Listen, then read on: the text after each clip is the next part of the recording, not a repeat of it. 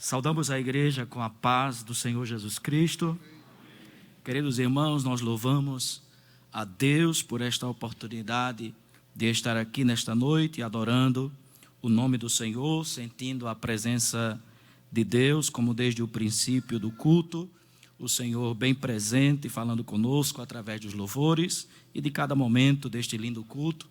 Queremos agradecer ao nosso muito digno pastor presidente, o estimado pastor Ailton José Alves, pela confiança da escala de poder cooperar com ele aqui neste culto, neste trabalho. Também o pastor Samuel de Oliveira, pastor vice-presidente, que ora neste culto está representando o nosso pastor presidente, feliz de estar aqui com os demais pastores, evangelistas, presbíteros, obreiros e com toda a igreja do Senhor. Gostaríamos de convidá-los para um texto bíblico no Novo Testamento. Aos Colossenses, carta de Paulo aos Colossenses, capítulo 1, leremos alguns versículos, a partir do versículo de número 13 até o versículo de número 20. Por favor, pode abrir a sua Bíblia para acompanhar a leitura. E se for o caso da impossibilidade de ter um exemplar da Bíblia perto, escute atentamente a palavra do Senhor. Se todos encontraram, digam amém.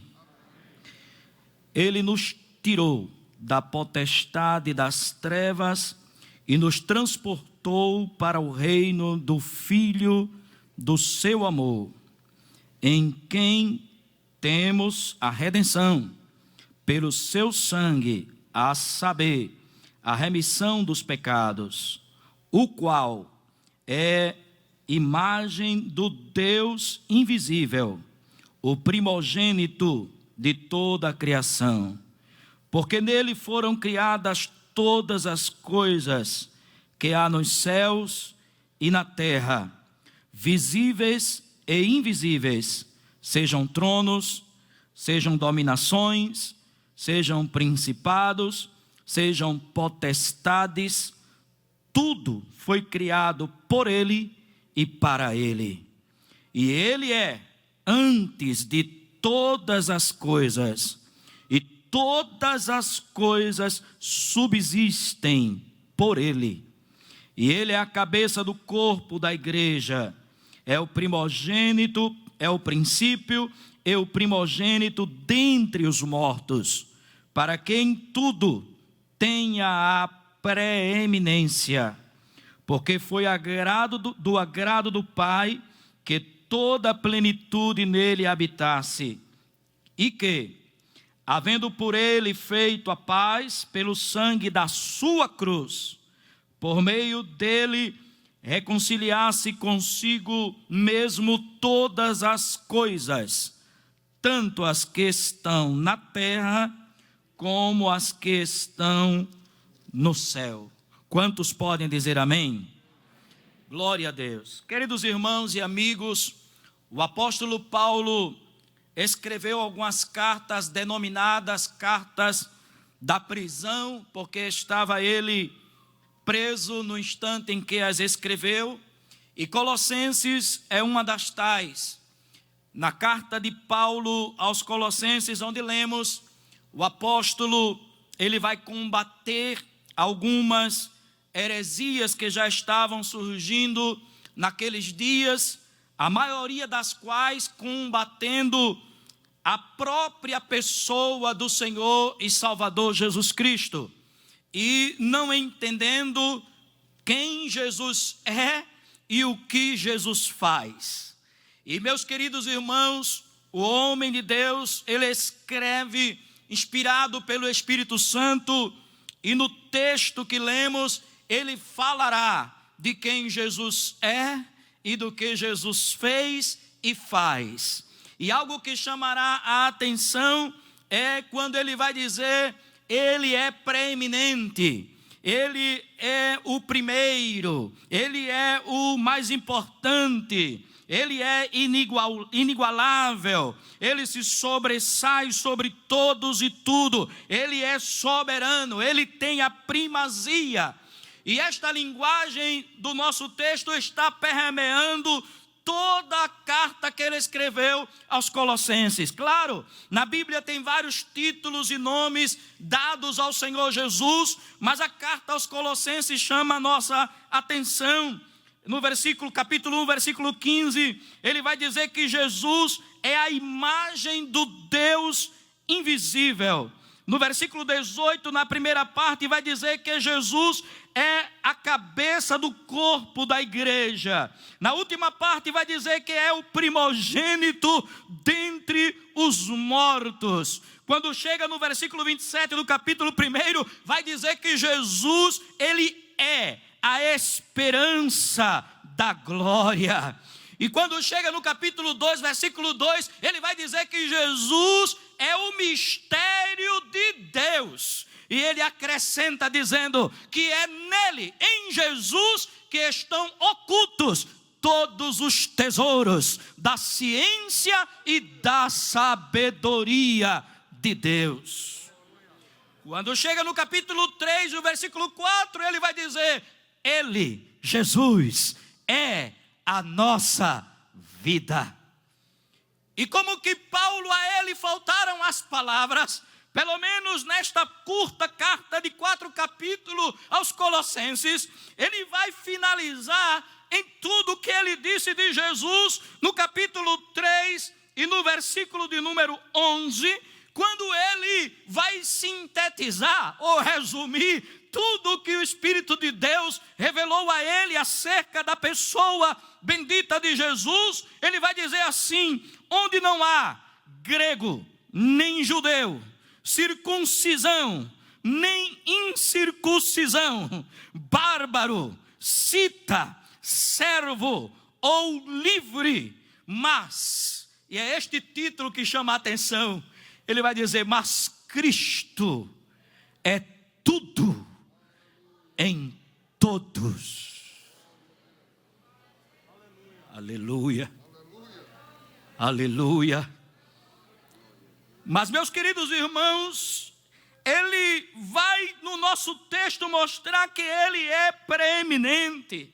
Ele vai mostrar que ele é preeminente, que ele é o primeiro, que ele é o superior. Havia as heresias, conhecidas como heresias de Colossos, ou que existia na cidade de Colossos, dizem que eles estavam ali dizendo sobre Jesus, dizendo que ele não era criador, que ele era um ser criado, e também eles estavam dizendo que Jesus não tinha condições de realizar a salvação ou a redenção, e que se fazia necessário algumas coisas mais para poder o ser humano obter a salvação. Vejam, eles atacavam Jesus na criação e atacavam Jesus na nova criação ou na redenção, e o homem de Deus no nosso texto, ele vai entrelaçar entre isso, entre o que Jesus é e o que Jesus fez e faz, e ele o vai fazer de forma magistral, e ele vai fazer de forma inspiradora, e ele vai fazer de forma tremenda, com palavras tais que muitos creem, inclusive, que se trata de um hino primitivo, ou de um hino da igreja primitiva, a ponto de que alguns tradutores da Bíblia colocarem esses versos lidos como se fossem estrofes de um hino. É que no original grego as palavras têm uma certa simetria ou certo paralelismo, o que seria comum para o poema grego, e por isso que eles dizem que era um hino primitivo. A maioria acredita que sim, não temos a convicção. Uma coisa sabemos: Paulo mostra quem é Cristo, o que ele fez e o que ele faz. Aleluia, aleluia.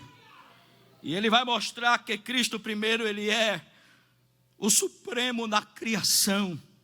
Ele vai mostrar que Cristo não é um ser criado.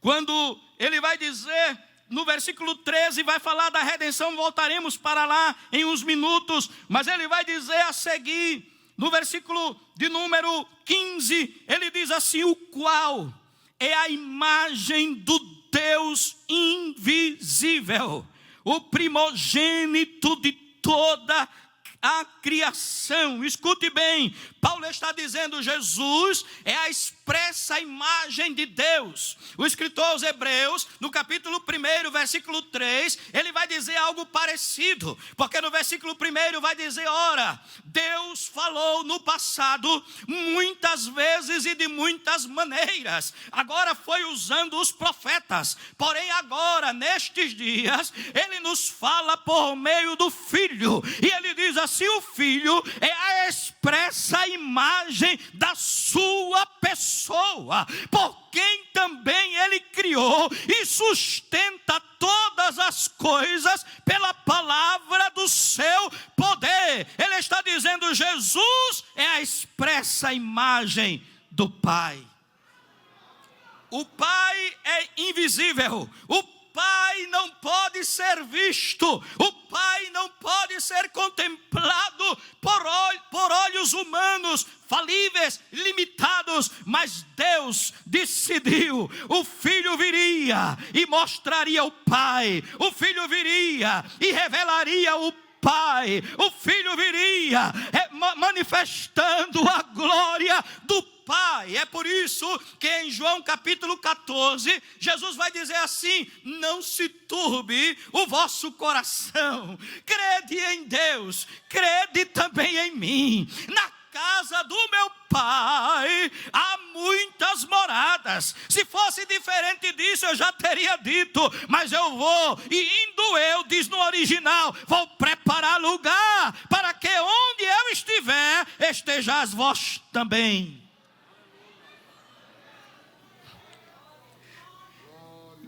E alguém pergunta: mas como vamos saber disso? E Jesus disse: olha, quem vê a mim, vê o Pai. E 10:30 de João vai dizer: eu e o Pai somos um.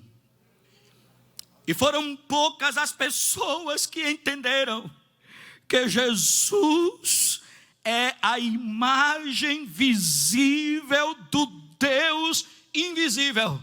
E isto só se tornaria compreensível através de uma revelação, através de uma iluminação, através de uma ação divina. Nenhum humano veria isto em Jesus tão simples. Nasceu numa manjedoura, andou nas estradas empoeiradas da Galileia, comeu com publicanos e pecadores, viveu humildemente entre os homens, um dia lavou os pés dos discípulos com uma toalha e uma bacia d'água, para entender que ele é a imagem visível do Deus invisível, somente com uma revelação do céu.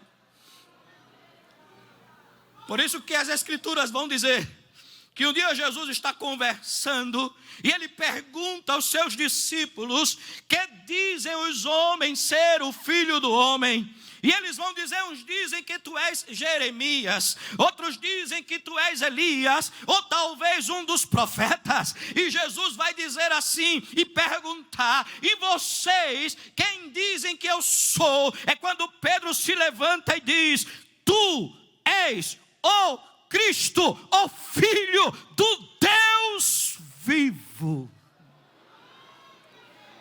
Aleluia.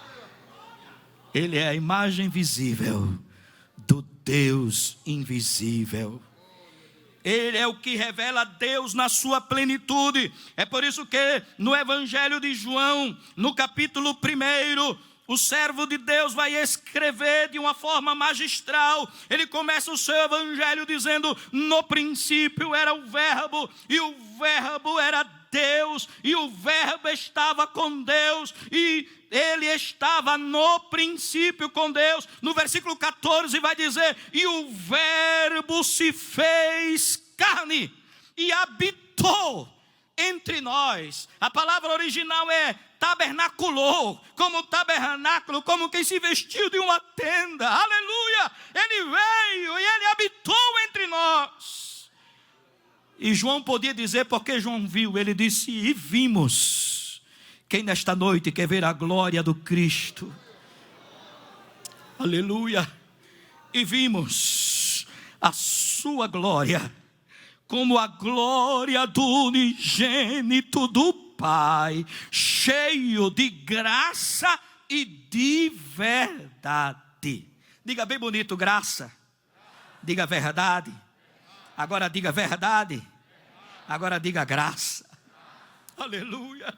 Cheio de graça e de verdade. O versículo de número 18 vai dizer assim: Deus nunca foi visto por homem algum. Deus nunca foi visto por ninguém. O Filho unigênito que está no seio do Pai. E veja o que diz a última expressão, diz: este o fez conhecer. Ele é a imagem visível do Deus invisível. Ele revela Deus. Mas, meus queridos, vamos prosseguindo, porque a palavra vai dizer neste mesmo versículo: Ele é o primogênito de toda a criação. E é aqui quando alguém se equivoca, pensando que a definição de primogênito é aquela mais conhecida nossa, de que é o primeiro filho que nasceu, e alguém pensa que Jesus então foi o primeiro ser criado, e alguém distorce o sentido desta palavra. Mas a palavra primogênito aqui não significa o primeiro em nascimento, mas significa o primeiro em primazia, em singularidade e em importância. Ele está dizendo: Deus constituiu Jesus o principal, o soberano, o supremo, o inigualável, o sublime, o grande. Ele foi constituído pelo Pai assim. Aleluia. Quem veio adorar ao Senhor, levante suas mãos e adore-o. E Paulo vai dizer no seu hino: Ele é o primogênito de toda a criação.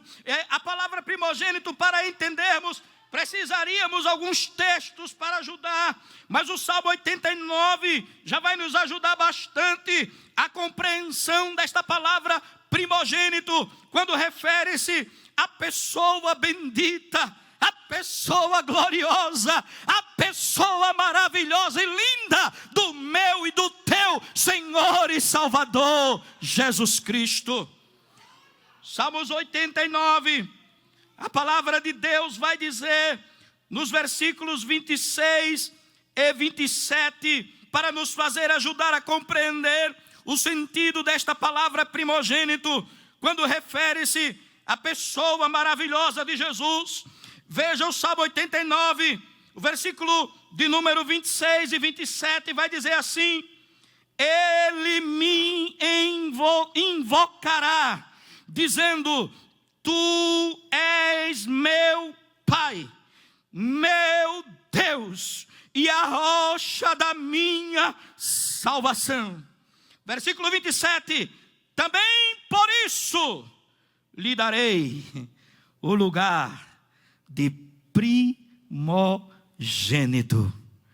Falo-ei mais elevado do que os reis da terra. Então aqui refere-se a Davi imediatamente, mas a Cristo imediatamente. É uma mensagem para aqueles dias, mas uma mensagem para os dias postreiros, para os dias vindouros. E aqui está dizendo que primogênito significa primazia, significa ser elevado por Deus. E é isto que Paulo está dizendo. Paulo não está dizendo que ele foi criado. Ora, ele não foi criado, ele é criador. Ele estava com o Pai no princípio, e sem ele nada do que foi feito existe. E quando a palavra de Deus diz lá primogênito, está dizendo o mais elevado. E você vai concluir, se você ler as escrituras e pensar comigo nesta noite, Davi não era primogênito no sentido humano da palavra de jeito nenhum, porque Davi não era o primeiro dos filhos de Samuel, e Davi não foi o primeiro rei de Israel. Então, se é no sentido de primeiro que alguém define, Davi está fora disso, mas estava apontando para o elevado do Pai, o sublime, o preeminente, o Senhor singular, aquele que tem a primazia. Ele é o primogênito, ele é o principal, Ele é o Criador, Ele não é um ser criado. E aquela doutrina gnóstica que estava se espalhando entre os colossos, Paulo, pela espada do Espírito, Paulo, pelo martelo da palavra, estava quebrando tudo e destruindo tudo, e dizendo: olha, Jesus não é uma criatura, Jesus não é um ser criado, Jesus não é um indivíduo qualquer, Ele é o Criador de todas as coisas. E esta diferença é tão importante que as Escrituras vão dizer em 1 Coríntios, capítulo de número 15, tem um texto que nos chama bastante a atenção, onde o próprio apóstolo Paulo escreve, mostrando esta singularidade do Senhor, esta supremacia do Senhor Jesus. Versículo 45 ao 49, diz assim a palavra de Deus, em 1 Coríntios 15, diz assim: assim está também escrito, o primeiro homem, Adão, foi feito em alma vivente, o último Adão em espírito vivificante. Permita-me traduzir com uma versão que tenho aqui em mãos. Diz: o primeiro homem foi criado, feito alma vivente, mas o segundo homem, ou o segundo Adão, é o Espírito que dá vida. Ele não recebeu vida porque ele é criador, ele é o Espírito que dá vida. Assim também está escrito: o primeiro homem, Adão, foi feito em alma vivente, o último em espírito vivificante. O seguinte versículo diz: mas não é primeiro o espiritual, senão o animal, depois o espiritual. O primeiro homem da terra é terreno, o segundo homem, o Senhor, é do céu. Ele está dizendo: o primeiro foi formado do barro, o primeiro foi esculpido do pó, o primeiro recebeu fôlego de vida do Pai, o segundo não, ele já veio do céu, ele é do alto, ele é do céu, ele deixou o esplendor da sua glória, sabendo o destino aqui.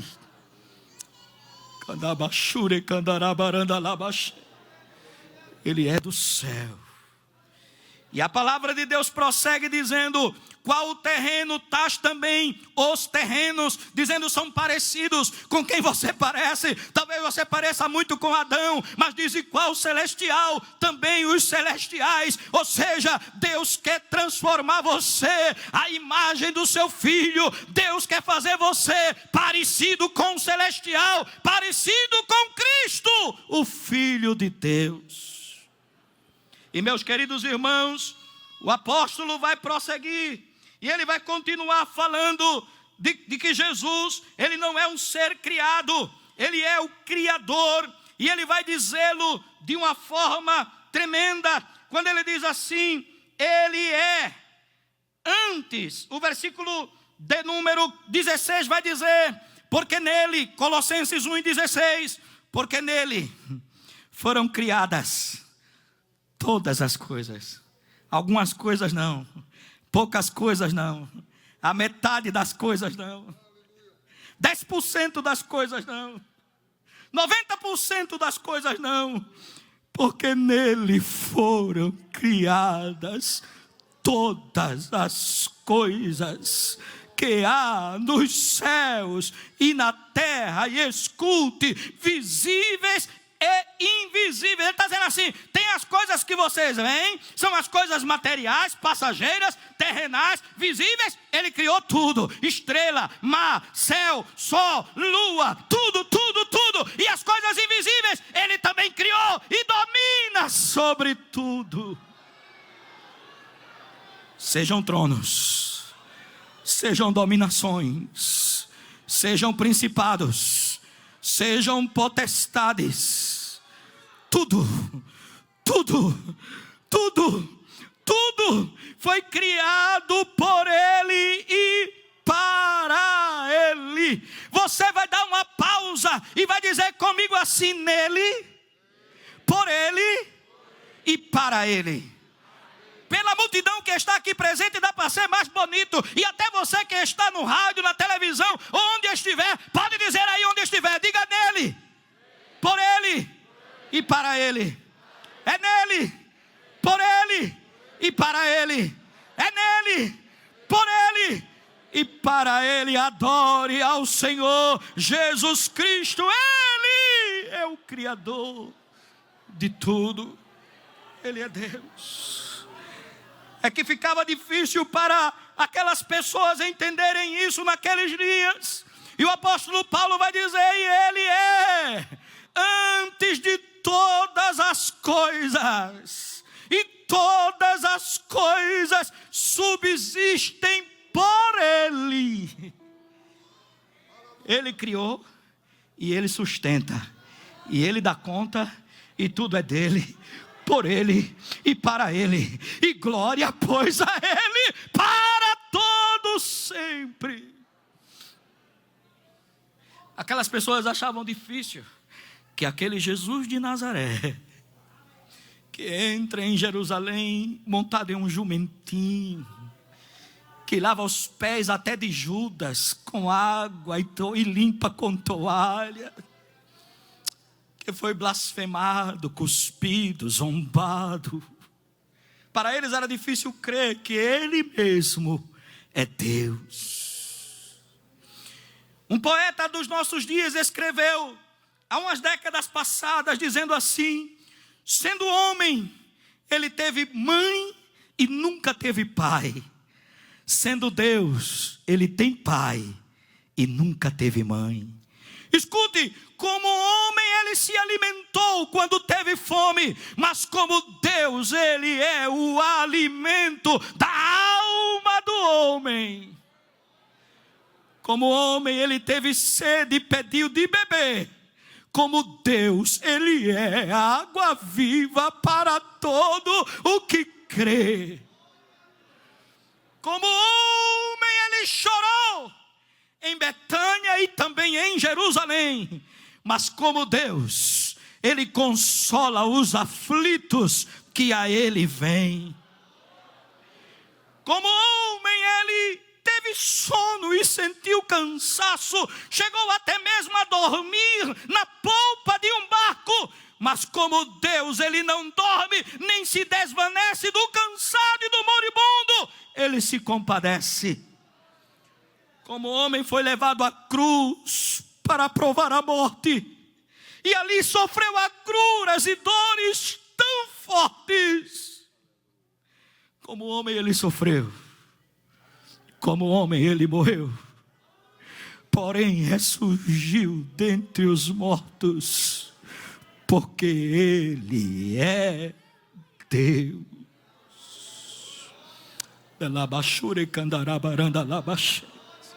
Você não adora uma divindade de segunda categoria. Você não adora uma divindade inventada pelos homens. Você não adora uma divindade sem poder. Você não adora uma divindade da imaginação humana. Não, você adora o Cristo vivo. Você louva o Cristo vivo. Você exalta o Cristo vivo. Você serve ao Cristo vivo. E Ele está aqui nesta noite.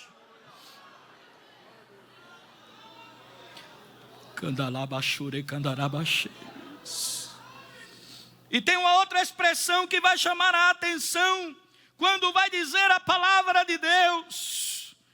Ele é a cabeça do corpo da igreja, é o primogênito, é o princípio, e o primogênito, 1:18 de Colossenses, dentre os mortos, para que em tudo, diga bem bonito, em tudo, diga forte, em tudo,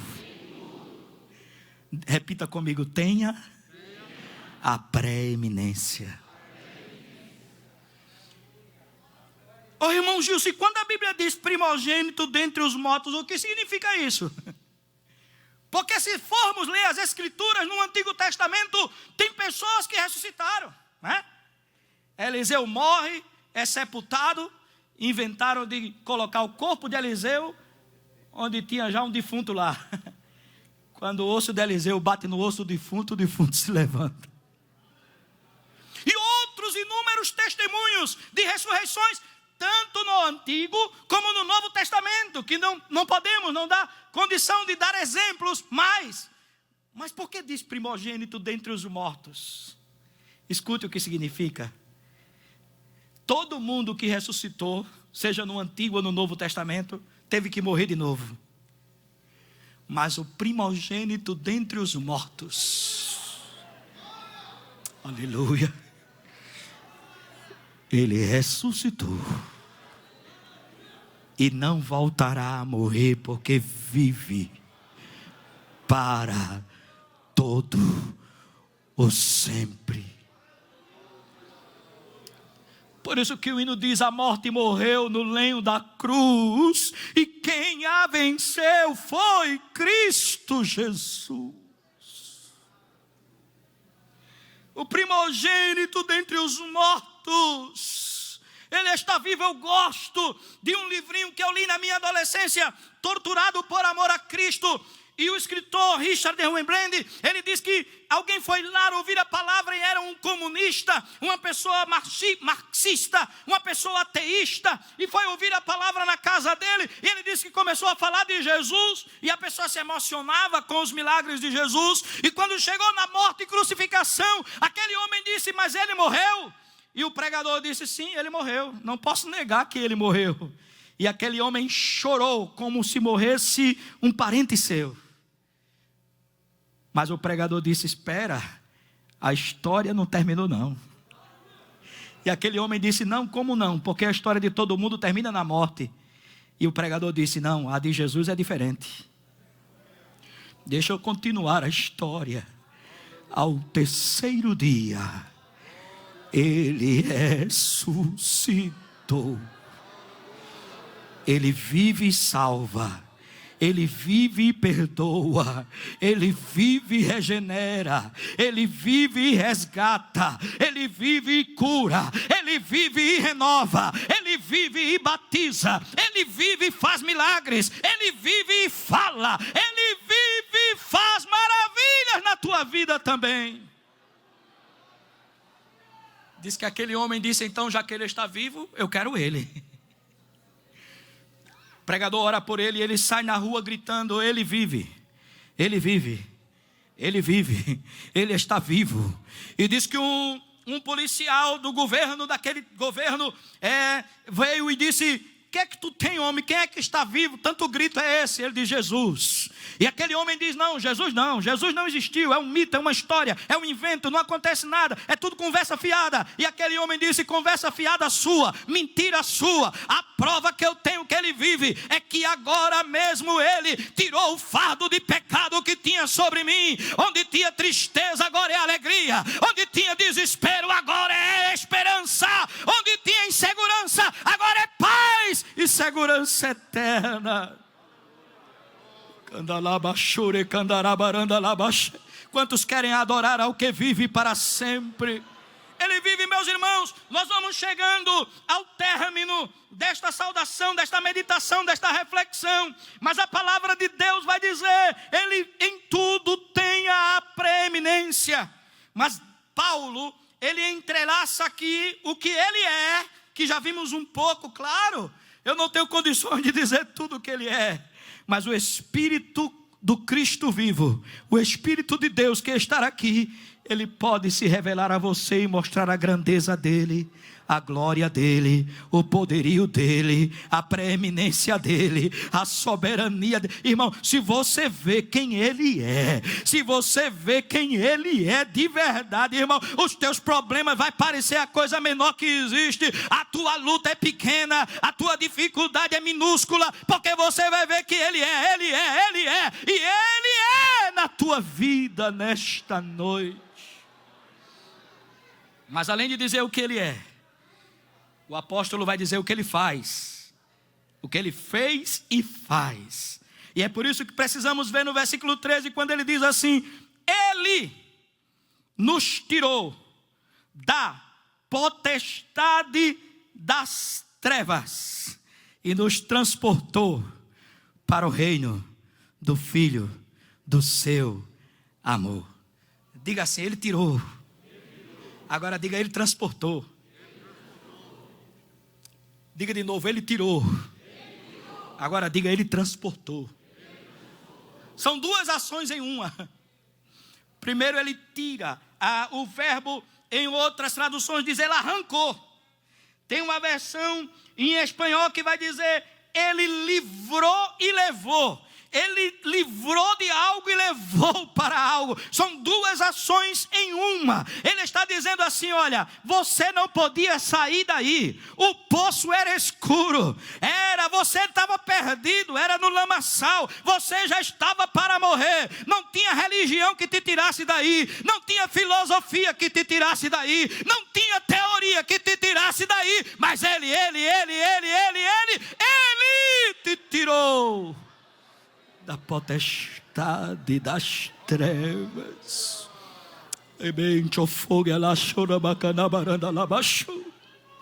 Aleluia. Não importa a situação que você está, ele tira.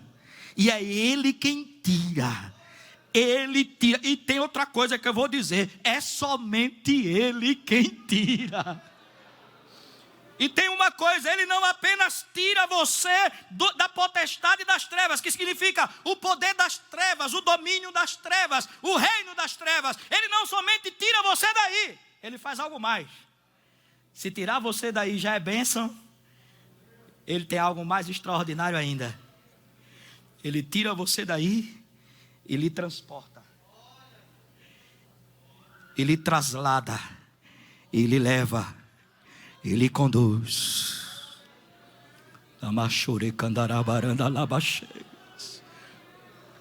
Transportar é tirar daqui e colocar aqui.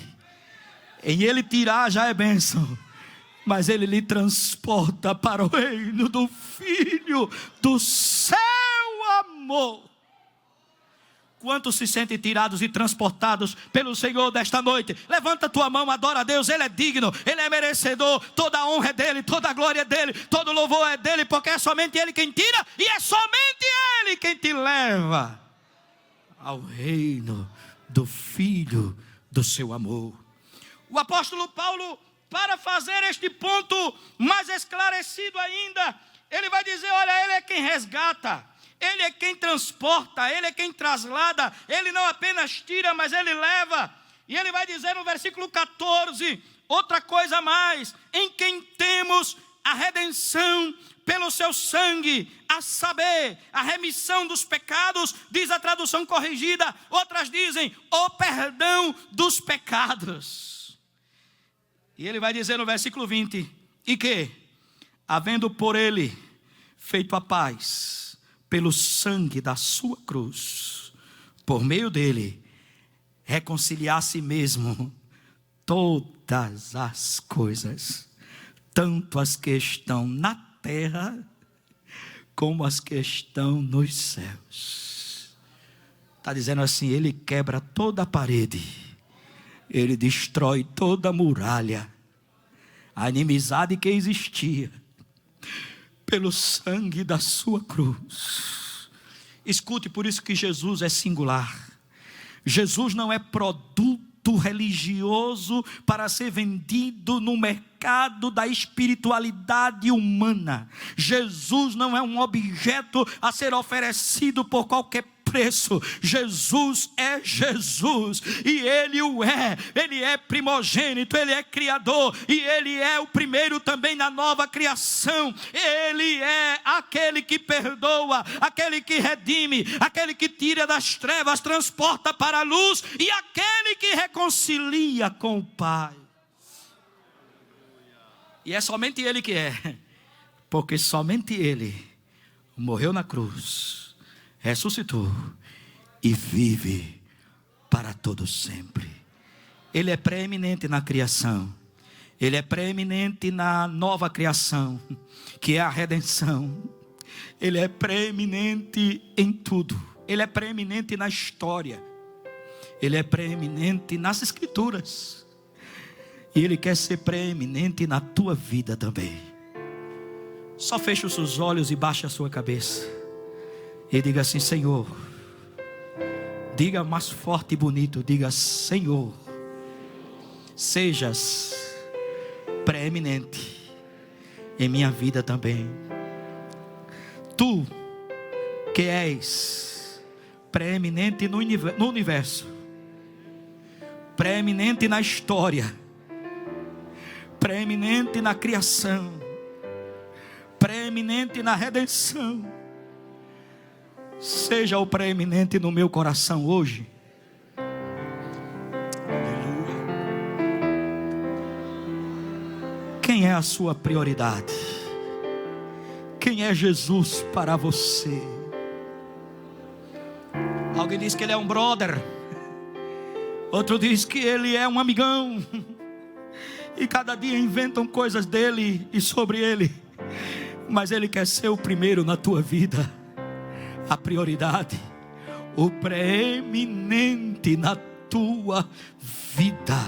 Seja ele o primeiro.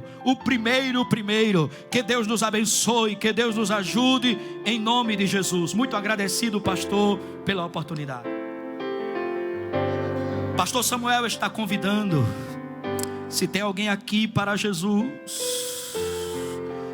meu amigo, Jesus é preeminente. Deixa Jesus ser o primeiro na tua vida.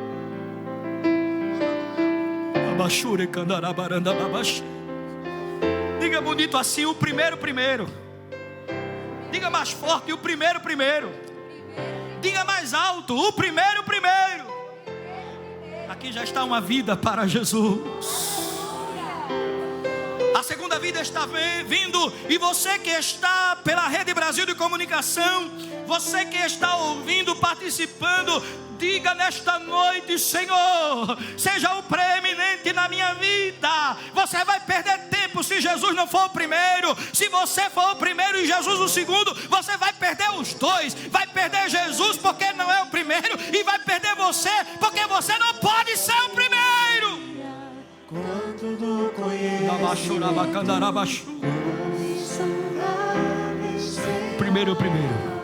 o primeiro.